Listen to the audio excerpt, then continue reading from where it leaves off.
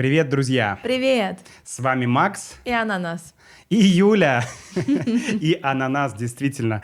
И вы слушаете или смотрите понятный подкаст или канал «Русский с Максом», в зависимости от того, где вы находитесь. Этот диалог мы снова записываем и в формате видео, и в формате аудио. И это проект для тех, кто изучает русский язык. Сегодня мы с Юлей хотим поговорить про лагеря. Но, Юля, не про концентрационные лагеря и не про трудовые лагеря, а про... Детские. Да, про детские лагеря. У меня было видео, нет, у меня был подкаст. У меня был подкаст, где я говорил про санаторий в СССР. Что это было такое, как это функционировало и существуют ли санатории сейчас, можете послушать. Но санатории — это чаще всего для взрослых, хотя санатории для детей тоже были. Да, были и есть санатории для детей, где упор больше на здоровье, на различные медицинские процедуры. Они существуют до сих пор. Да, но мы хотим сегодня поговорить именно про лагеря, про детские лагеря, потому что у Юли большой опыт с лагерями, и потому что для нас было откровением или для нас было удивлением, что да, вообще-то не во всех странах есть детские лагеря. Ну, то есть, я бы сказал так, в большинстве стран нет детских лагерей как такого массового явления, да? Мне сложно сказать про большинство, но... Это мое предположение. Но, например, когда много лет назад я приехала в Китай, я приехала работать учителем в школе. И я думала, у меня же большой опыт работы в детских лагерях. На лето в школе будут каникулы, и я точно поеду работать в детский лагерь. Так вот, оказалось, что детский лагерь для Китая в тот момент, это был 2016 год, это было, что-то очень новое. И я действительно поехала работать в детский лагерь, и эта компания была то ли первой, то ли одной из первых, кто в принципе начал делать детские лагеря в Китае. А в Аргентине такого понятия, как детский лагерь, по сути, нет. Есть колония, да? Колония, да. Но колония... Тоже колония. Лагерь, колония. Удивительно, что во всех языках какие-то есть ассоциации. Да, но колония — это то, что мы в русском бы назвали детский лагерь дневного пребывания. То есть дети не уезжают никуда, они каждое утро идут из дома в колонию, в детский лагерь дневного пребывания, находятся там один день и вечером возвращаются. Давай тогда, может быть, сначала вкратце расскажем, что такое вообще детский лагерь. Ты говоришь, что это вот не колония в Аргентине, не колония строгого режима. То есть это не то же самое, что называют колония в Аргентине, но что это? Что такое детский лагерь?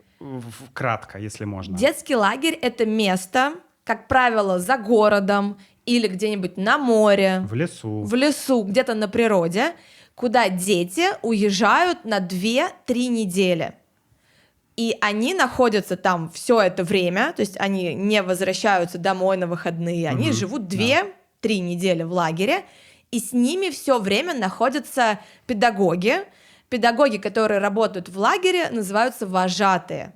Я думаю, что многие знакомы с тем, как выглядит лагерь по голливудским фильмам. Думаю, да. Есть большое количество фильмов, где эта тема прослеживается. Да. Юля, можешь рассказать про историю лагерей в Советском Союзе или вообще глобально?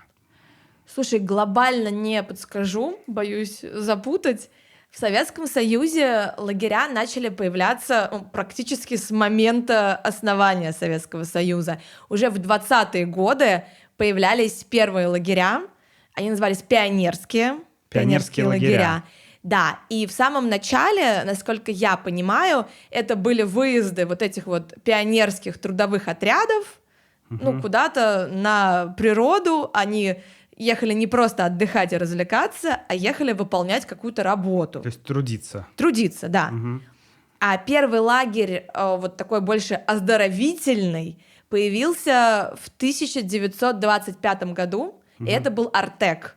Артек — это, наверное, самый знаменитый советский лагерь, он по сей день существует, и в какой-то момент он был таким главным лагерем страны, туда награждали путевками каких-то выдающихся детей. Слушай, я знал про Артек, я, конечно, слышал много про Артек, но я не думал, что он был первым. Да, он был первым. А-а-а. Потом Круто. появились, примерно такие же по значению, Орленок, Океан во Владивостоке, но Артек был первым. Так, Артек в Крыму. Артек в Крыму. Орленок. Вот я не помню. Окей. И еще один. Океан, он во Владивостоке. Во Владивостоке, ясно. Хорошо. И в 25-м году, получается, стартовала история лагерей. Такая вот история лагерей в современном виде, да?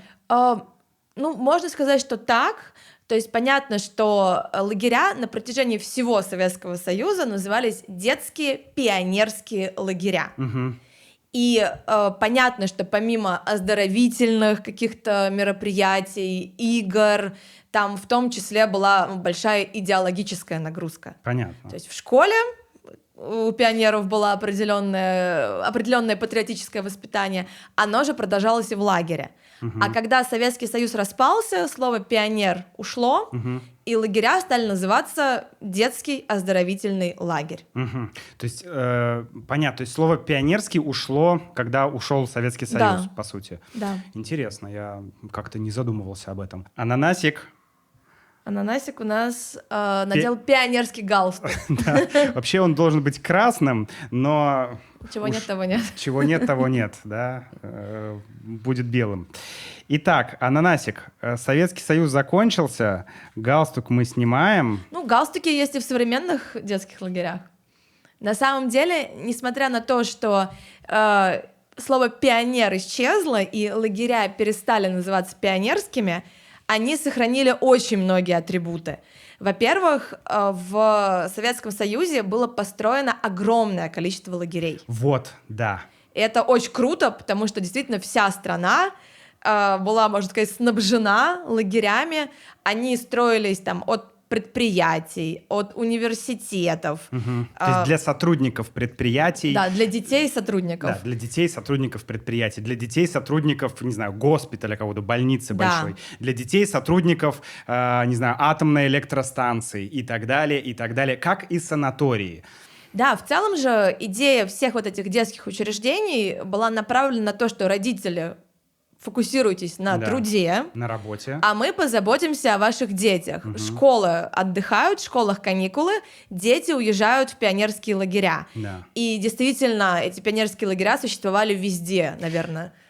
Они реально существовали везде, и так как сейчас мы об этом поговорим, про современное их состояние, их было настолько много, что сейчас в России можно увидеть огромное количество старых заброшенных пионерских лагерей. Я, наверное, не снимал видео про... Было бы круто. Было бы круто, да. Но я помню, что рядом с местом, где я жил, был старый заброшенный пионерский лагерь. Там были старые советские какие-то качели, как эти бараки, не бараки, корпуса. Бараки. Извините, тема лагерей. Корпуса, где жили дети. То есть, реально, ты заходишь, и ты видишь, как это все выглядело. И это все разрушенное такое. Да, по сути, когда исчез, когда Советский Союз перестал существовать... Когда он ушел, да? Он ушел. У детских лагерей было несколько путей. Некоторые из них продолжили работать так же, как и работали. Например, мой первый лагерь, где я работала вожатой, он существовал на базе энергетического института.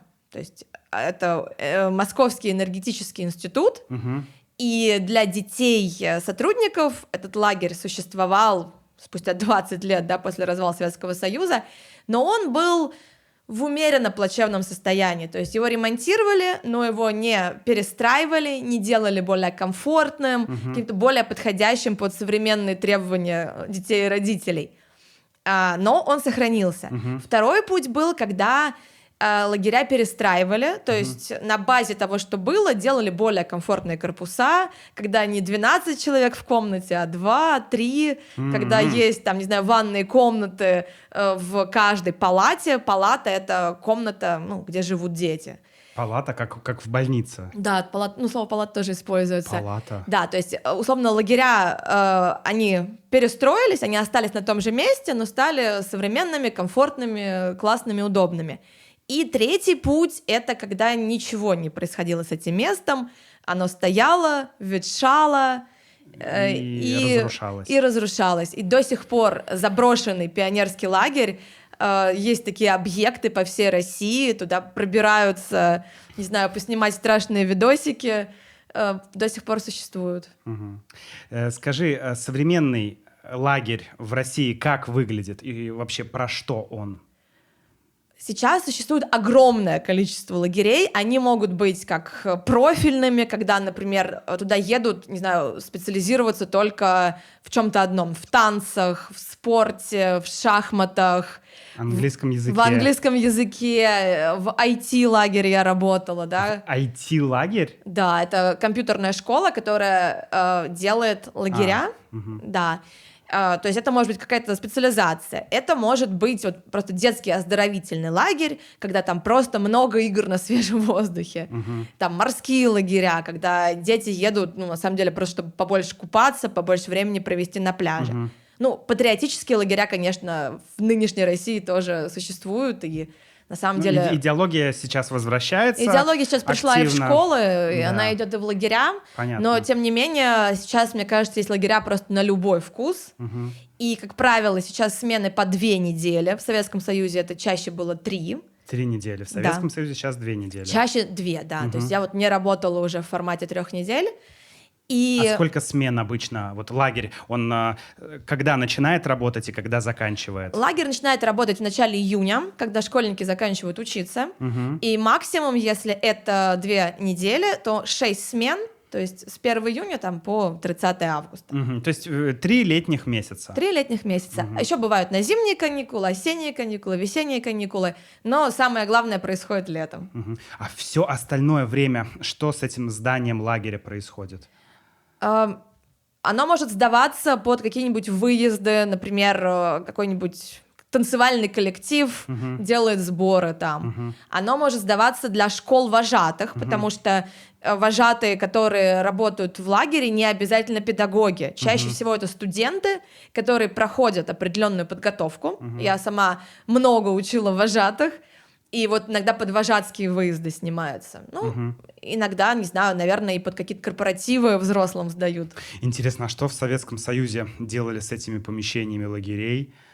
Может быть, там отдыхали сотрудники в том числе. Интересно, ну окей. Я не интересовалась. Была ли ты в лагере в детстве?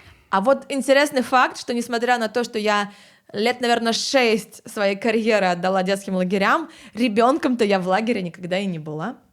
Я 8 или сколько лет занимаюсь проектом про русский язык, но в детстве я не любил уроки русского языка. Наверное, поэтому я решил, надо сделать по-другому. Когда я была ребенком, мне было неинтересно ехать в лагерь. Я не хотела уезжать от родителей там на 2-3 недели. Ты была маменькин сынок есть, а что, маменькина дочка есть такое выражение? Нет, придумай. Вообще, папина дочка. Да, папина дочка. Это как-то не имеет смысла. Ладно. То есть это не совсем то, что маменькин сынок. Ну, понятно. Вот. Но я действительно не хотела ехать. И потом, когда я уже училась в университете, я просто решила, что я хочу пойти в школу вожатых, поучиться. Я пошла, поучилась и устроилась работать вожатой в лагерь. Мне было 19 лет тогда, и мне безумно понравилось. Я подумала, господи, это же так потрясающе, работать с детьми без вот того прессинга, который есть в школах. И мой первый лагерь был... не супер удачный, он реально как будто бы копировал вот все то, что было в Советском Союзе, и как-то это пытался приземлить на 2012 год. Приземлялось плохо, но, тем не менее, мы все равно очень много работали с детьми, и было очень круто. А потом я прошла целый путь до директора лагеря, и было лето, когда я полностью могла воплотить вообще все свои идеи, которые у меня были, потому что, я была директором лагеря, мне очень доверяли собственники этого лагеря, и мне разрешили просто вот делать любую программу, которую я хочу. Прикольно. Да, это было круто. Я, кстати, не был тоже никогда в лагере. Ребенком не был? Нет, никогда. Но у меня были друзья, у меня был лучший друг в детстве, и у него отец работал там где-то, и вот от этого завода, или, это завод, по-моему, был, или какое-то предприятие, короче, и был как раз лагерь при этом предприятии, да, и поэтому мой друг ездил как раз в лагерь, я не помню, не знаю ни название лагеря, я даже не знаю, где он находился, нет, неважно, это все не важно. Важно то, что друг приезжал и всегда рассказывал мне: а у нас там в лагере, ты представляешь, одна девочка из старшего отряда и один мальчик из старшего отряда, они целовались, а там еще было там вот это. Я такой: целовались? Это как? И какие-то потом истории рассказывал, как они убегали куда-то там из лагеря. Это, наверное, вообще какая-то топовая история у каждого ребенка, как я убежал из лагеря. К счастью, когда я работала, что вожатой, что руководителем, у нас никто не убегал. Не то, чтобы у нас не было веселых историй, но из лагеря у нас никто не убегал. Это другие лагеря. Да. Это было еще в начале 2000-х. Не, это было даже в 90-х, еще в конце 90-х. Вот. Хорошо, понял тебя. Я тоже не был поэтому в лагере. Я всегда слушал эти истории про лагерь, мне было интересно, но нужно было платить деньги, а в то время финансовое состояние конец 90-х. Сейчас хорошие лагеря стоят достаточно дорого. Да, кстати, это реально дорогое удовольствие. Да. Сколько сейчас стоит одна смена в какой-то хороший, но не супер лагерь? Я бы сказала, что от 80 до 100 тысяч рублей. То есть 1000-1200 долларов. Да, за 2 недели. Здесь это будет, что называется, все включено. Да. То есть ребенка забирают, где-то везут в лагерь, там у него включено 5-разовое, 6-разовое питание, все развлечения, кружки, в общем, вся программа, и потом его возвращают. А можно меня так отправить в лагерь? С 6-разовым питанием? С 6-разовым питанием, да, я хочу. Вот, да, нет, тебя можно в санаторий. Юля, расскажи, в чем плюсы лагерей для детей и для родителей? Зачем они все-таки нужны? И нужны ли они реально? Как вы могли понять, раз я столько лет работала в лагерях, я вообще приверженец, да, этой идеи, потому что, для родителей тут все просто. Родители летом работают, у родителей нет каникул.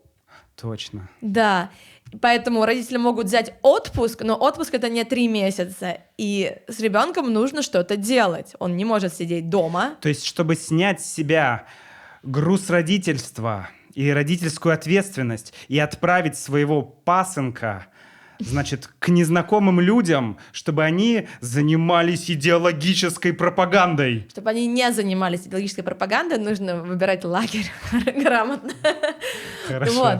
Но на самом деле это большая проблема, потому что ребенок в июне заканчивает учиться, в августе, только в 1 сентября начнется школа. Действительно, 3 месяца с ребенком. Так родители работают часто в офисе. Я понимаю. Они уезжают в 8 утра, в 8 вечера возвращаются. Ты 7-8-летнего, да даже 10-летнего ребенка одного оставить не можешь. Поэтому либо тебе нужно отправлять его к бабушкам, дедушкам, если есть такая возможность. Это был мой случай как раз. И мой тоже. Я тоже, проводила летние каникулы у бабушки с дедушкой. Либо ты ищешь лагерь дневного пребывания, когда ребенок не будет уезжать из города, но он в любом случае будет под присмотром взрослых. Либо ты находишь лагерь, куда ребенок поедет отдыхать, и заодно будет много времени проводить на природе или на море, и будет там участвовать в различных активностях. А как тогда без лагерей живут люди в других странах? Ну вот в Аргентине я знаю, как. Вот как живут родители в Аргентине эти 3 месяца? Так вот, у них есть колонии, это Ага. лагеря дневного пребывания. Собственно, туда они проводятся в тех же школах, где дети учатся. Да. Просто они там не учатся, а у них разные развлекательные активности. Бедные дети.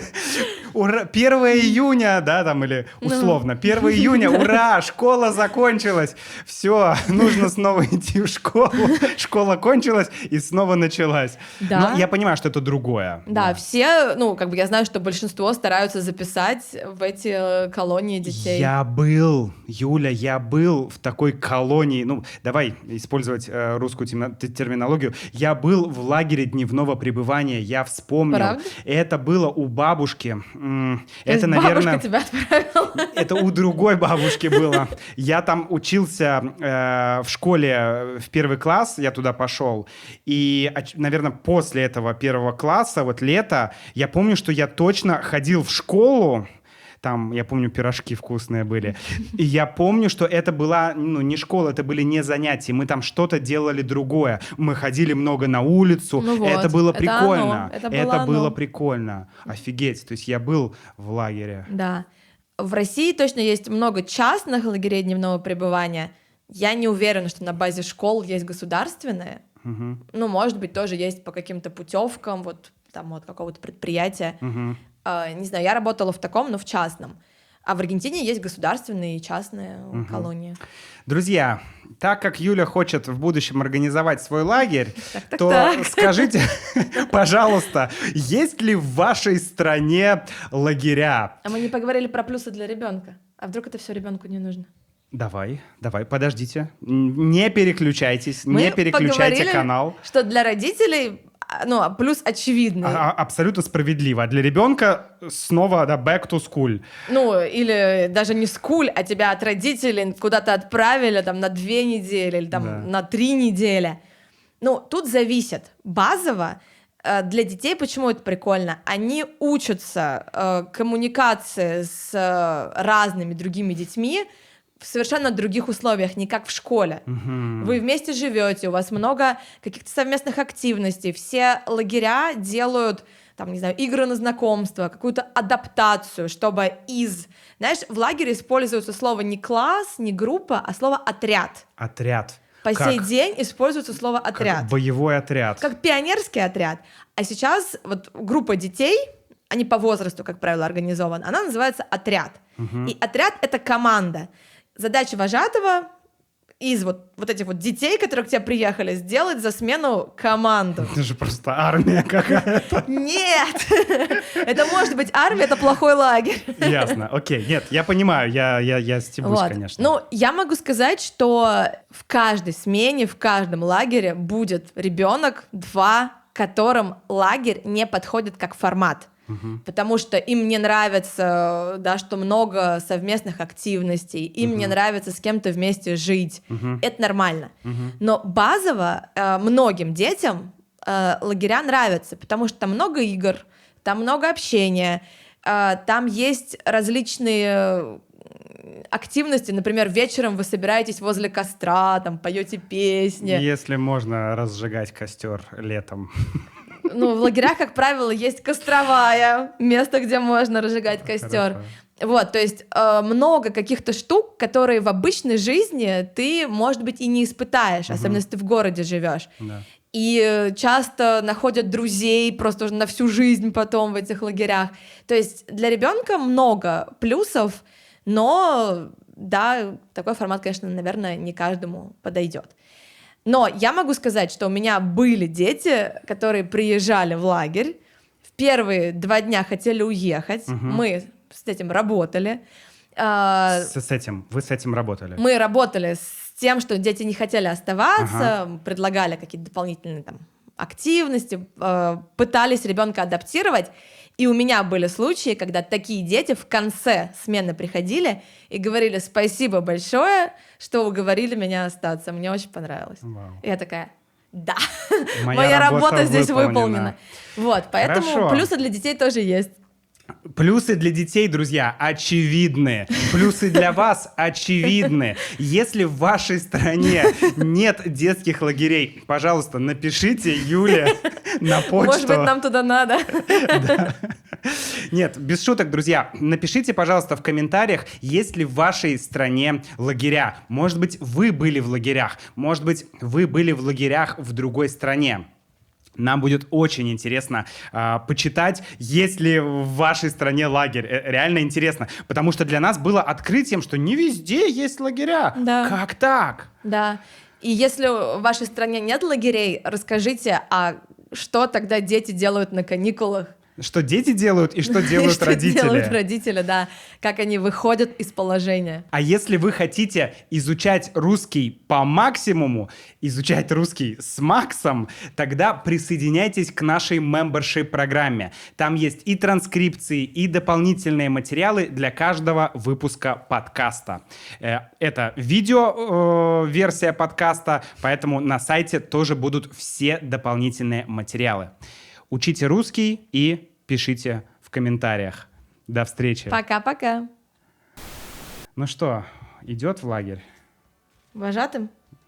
Сразу вожатым? А сколько ему, как ты думаешь? Вожатый ананас. А правда, сколько ему лет-то, слушай, а? Ну, у нас он здесь уже 3-й год стоит. А до этого сколько он еще рос там? Ну ладно, в младший отряд пойдет. Хорошо.